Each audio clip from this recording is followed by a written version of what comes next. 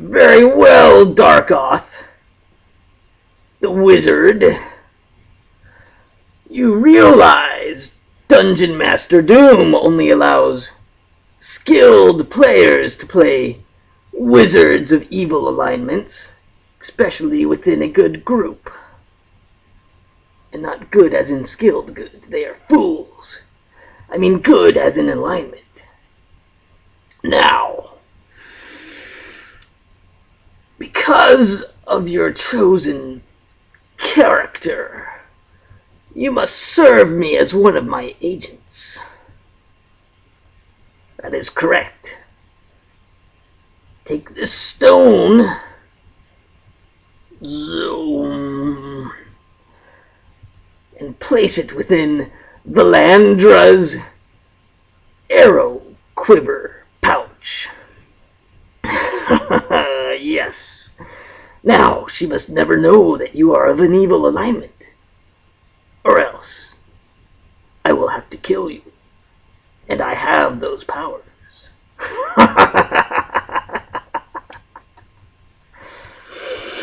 Yes. Well, now that I have one of my minions doing my dirty work for me, we can play a different game. I have another impossible game. Maybe we can look at it into some more depth or something like that.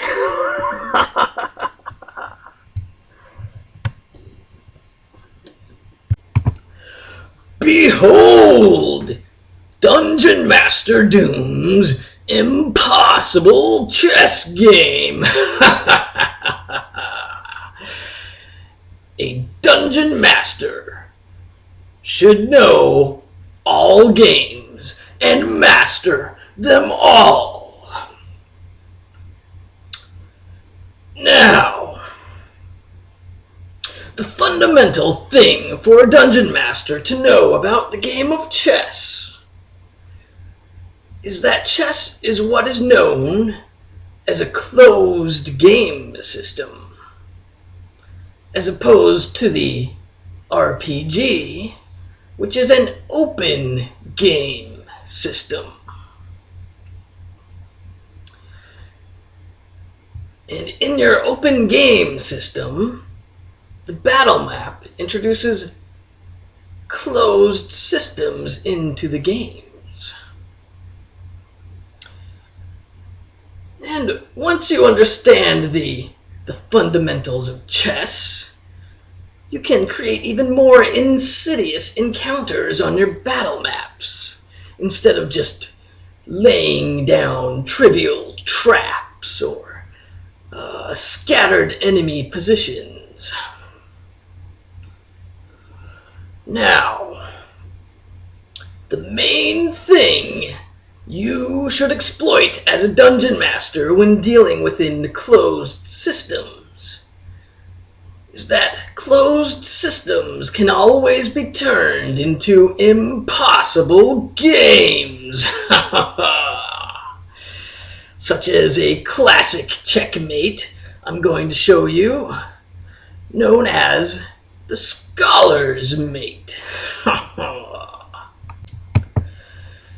In your standard game of chess, white usually goes first, but this is Dungeon Master Doom's chess game, and black goes first. Because Dungeon Master Doom is evil, and evil is better than good. So, to put your opponent in checkmate within 4 moves requires a simple strategy. This square right here, I believe it's F7 if I remember correctly, is the weakest square on the board when during the setup of the game. And simply, to control that square, you move your pawn out, making your queen and bishop able to get out on the board. And you might want to be subtle about it and put your queen here, so she's got control of it there. And then you put your bishop there, so he's taking control here, and then you just move in, and nobody can kill the queen. And if the king moves out, the bishop will get him and all that stuff. So that's it. It's simple. It's an impossible game.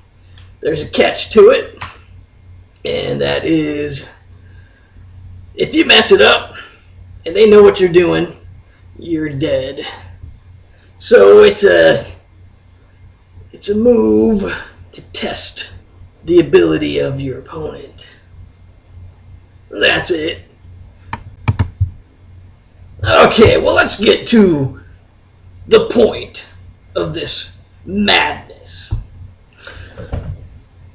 The problem with battle maps right now is they've reduced the role-playing game the role-playing aspect of the game to simply saying, I will move my warrior to the center square as he stands there grimly with his sword and shield ready to attack, and then that player's turn is over and the player goes off because he's really bored watching the cleric move and the Amazon do her move and her description. So there's a lot lost in it. But there's fundamentals that you should know that can be applied once you start looking at it in an open system. All you're really doing is throwing in obstacles now. An obstacle like this. And this obstacle then becomes the center square of your battle map. So you aren't really opening the system in these new games. And the center square becomes this, and you throw in some little glitz on it. You have your archers move up, and oh gosh, you get your siege tower in place so your orcs can climb up and kill the archers or whatnot. And the battle maps just don't take into account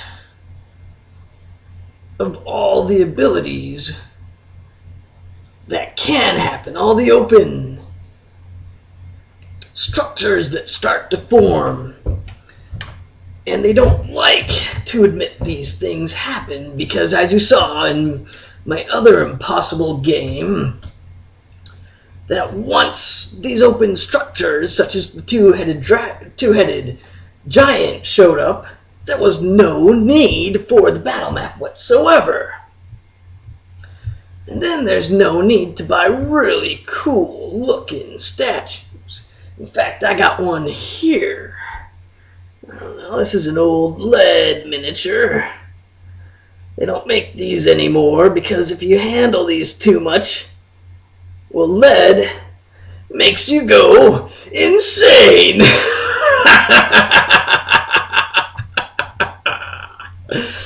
Yes. And so, let's say Dungeon Master Doom replaces his king with this beholder. Well, that changes the strategy completely. And the game becomes open. Once again, if you dare.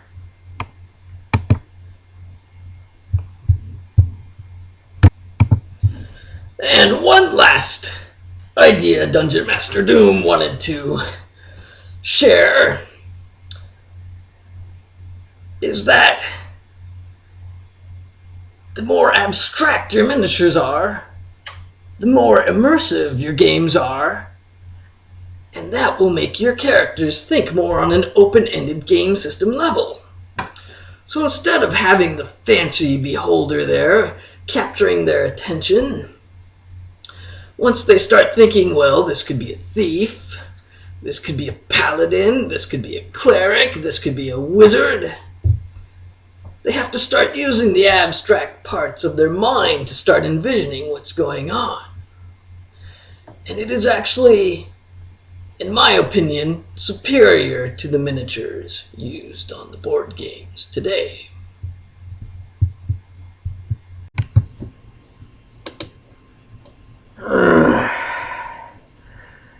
Very well.